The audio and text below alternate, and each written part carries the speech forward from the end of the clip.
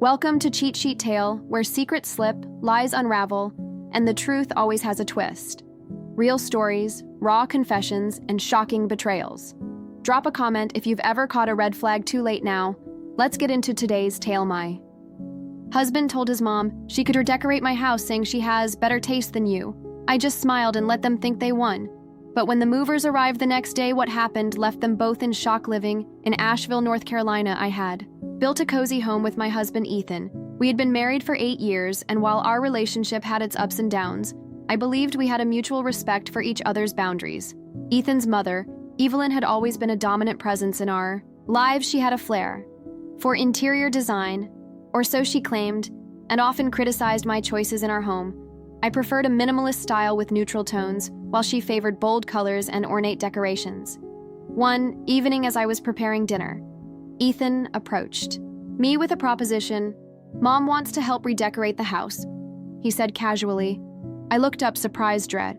"Decorate? Why? She thinks she can bring a fresh perspective. She has better taste than you," he added almost as an afterthought. I felt a pang of hurt, but chose to remain calm. "If that's what you both want," I replied, forcing a smile. The next morning, Evelyn arrived with a team of decorators. They began moving furniture, painting walls, and replacing my carefully chosen pieces with her selections. My once serene living room was now adorned with gaudy curtains and mismatched furniture. I watched silently as my home transformed before my eyes.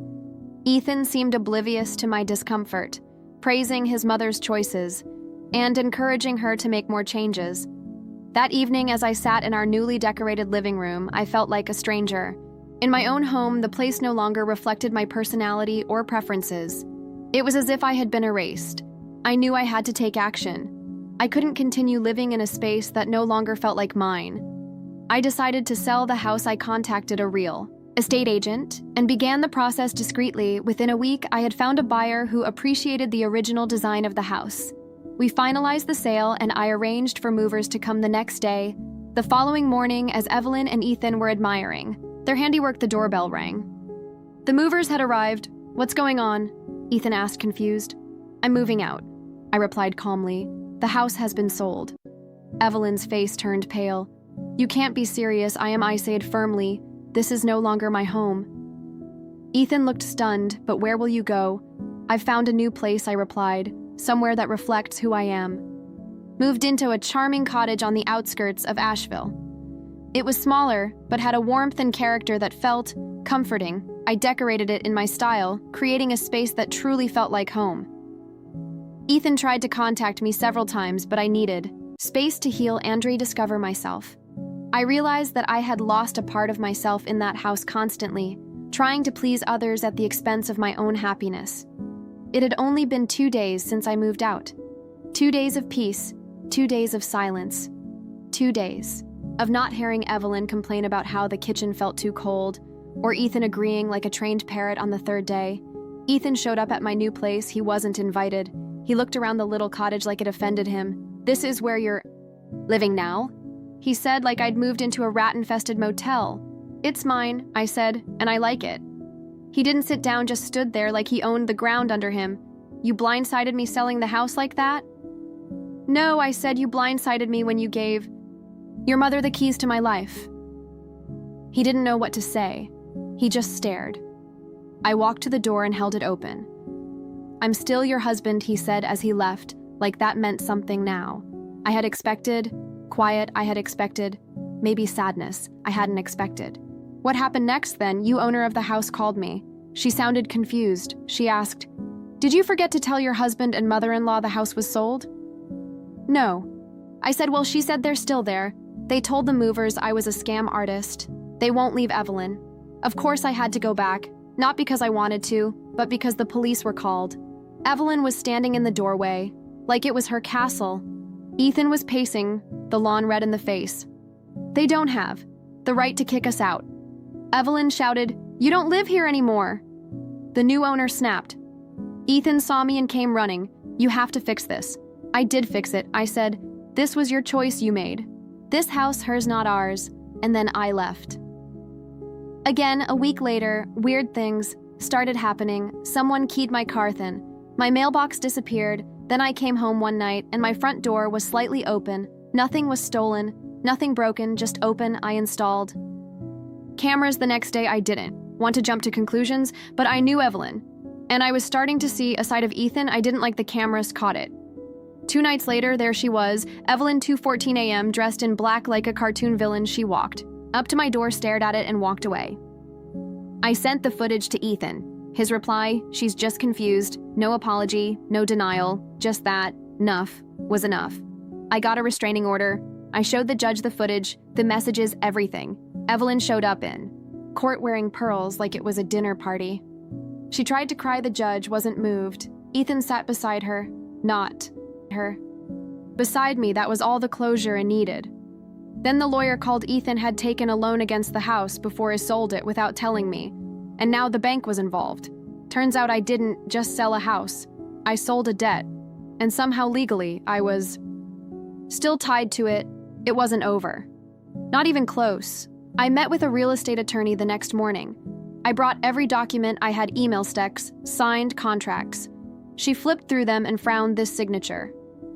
Here, she said, slowly tapping one of the mortgage. Refinance documents. This isn't yours. Is it? It wasn't. My heart sank. Ethan had forged my name. She looked up at me. You realize this is fraud, right? Bank fraud. It's a felony. I felt sick. Not just because of the crime, but because I finally saw it. He hadn't just picked his mom over me. He had been lying, stealing, setting me up for months. This wasn't just about redecorating anymore. This was survival. If Ethan forged that, what else had he done? I pulled old tax documents, credit reports, utility bills. I found 3 credit cards opened in my name. One had a $12,000 balance. All charges were 4 home upgrades from before the sale. Evelyn's marble countertops, her velvet couch. She hadn't just taken over my house. She'd used my name to do it. I called every bank and flagged every account. Then I filed a police report. You'd think this would be the point where people rallied behind me. Nope. Ethan's family, his sister, his cousin, 7 a couple of his co-workers I barely knew started messaging me saying I wastering to Des Jack, him that I was dragging his name through the mud because I couldn't take losing. He forged my name, he ran up debt, he let his mother treat me like garbage in my own house. I wasn't losing. I was just now learning what I had already lost a week after. The fraud report was filed. I got a letter from a lawyer. Ethan was suing me. He claimed I'd sold the house without consent, that I'd violated marital property rights, that I had intentionally damaged family property by removing key design elements. Yes, he meant the curtains. His mother's curtains. I wanted to scream. I needed leverage. I needed something that would shut all of this down. I hired a private investigator. His name was Jack. He was old school. Wore suspenders, said very little. Worked fast. Within 3 days, Jack had photo screenshots, a flash drive. Ethan had not only forged documents, he had been cheating not just recently, for years, and not just with one person. 3, including a co-worker who also testified in his lawsuit. But Jack found something else, something I hadn't expected. The house wasn't just a house to Evelyn. It was in a historical registry. A local developer had offered to buy it months before the redecoration began.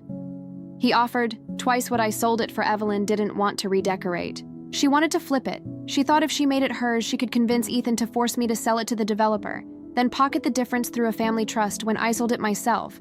She lost the deal. They weren't mad I sold it. They were mad.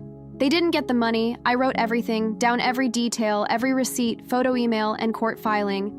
Then I published it all, not to Reddit, not to Facebook, to the local paper. I wrote a Firster-Son column titled, "He Let His Mother Redecorate My Life," then tried to steal it. They ran it on a Sunday. The fallout was immediate.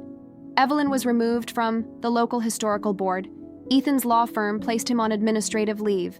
The developer cut ties with both of them. But the war wasn't over. The court case was still coming. The fraud investigation was still open. And there was still one more thing Ethan didn't know I had. Our recording, it wasn't planned. Just a lucky accident. Months before everything blew up, Ethan and I had a conversation in the kitchen. I'd been baking and had my phone propped up on the counter recording a recipe demo for my friend. What the camera caught instead. Ethan laughing with Evelyn while they looked at some documents. He joked, "She'll never notice. Just sign her name. She never reads the fine print." Evelyn laughed too. She's too busy picking out ugly throw pillows. I never saw that clip again until I was cleaning my phone storage, and that little moment that was the smoking gun, the courtroom was packed. Ethan was there with his lawyer looking smug. Evelyn wore all black like someone had died. Maybe her reputation. I handed the judge the recording. The whole room went silent while it played. Ethan tried to interrupt. The judge shut him down. Evelyn looked like she wanted to sink through the floor. The judge ordered a recess. Ethan's lawyer whispered something that made his face go pale when we came back. Everything shifted. The judge found the forgery undeniable. Ethan was charged with fraud and identity theft. He was also hit with tax fraud for the fake deductions he claimed from the home business. Evelyn supposedly ran out of our garage. There was never any business. Evelyn was slapped with conspiracy charges. She tried to cry. The judge didn't care. And me, I was cleared of all wrongdoing, but I still lost things. Years of my life pieced the home I made, the trust one gave freely. So I made one more move. The house I sold the new owner, bless her soul, was furious about the whole ordeal. When she got tired of the drama, she offered to sell it back, not home, to a nonprofit. I supported one that houses women escaping domestic messes like mine. I wrote the check full price and added a clause to the deed. No member of the redacted family shall live, enter or profit from this property, ever. It passed. It's now a shelter. Every curtain, every chandelier Evelyn picked out, gone, replaced with beds, bookshelves, and peace. A few months later, I got a letter from Ethan. It was bitter, angry, said I ruined his life and publicly humiliated his mother. I didn't respond, but I did frame the last sentence. It read, "You'll never be happy without me." It hangs in my office now, right under my law degree, because after all that, I went back to school, graduated top of my class, passed the bar. I protect women like men now. I sit across from men like him and smile. So yeah, I'm him and